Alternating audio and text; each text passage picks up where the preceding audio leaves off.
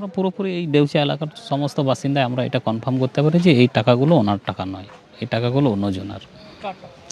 এগুলো টাকা আমরা সবাই অনুমান করছি যে পাথর ব্যবসায়ী টুলু মণ্ডলের টাকা।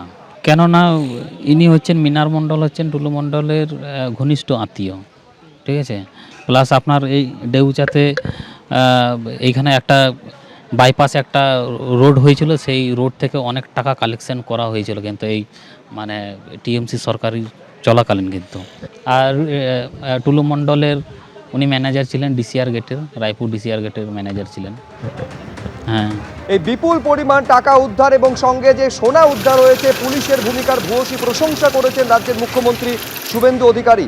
সোশ্যাল মিডিয়ায় তিনি এই নিয়ে পোস্ট করেছেন, যে পোস্টে তিনি লিখছেন, বালি মাফিয়ার বিরুদ্ধে অভিযানে প্রশংসনীয় কাজ করেছে পুলিশ প্রশাসন। বিশেষ সূত্রে খবর পেয়ে মোহাম্মদ বাজারে তল্লাশি চালায় পুলিশ। বালি মাফিয়া টুলু মণ্ডল ওরফে মোহাম্মদ নাজিবুদ্দিনের ডেরায় অভিযান চালিয়ে বিপুল টাকা ও সোনা উদ্ধার করেছে পুলিশ।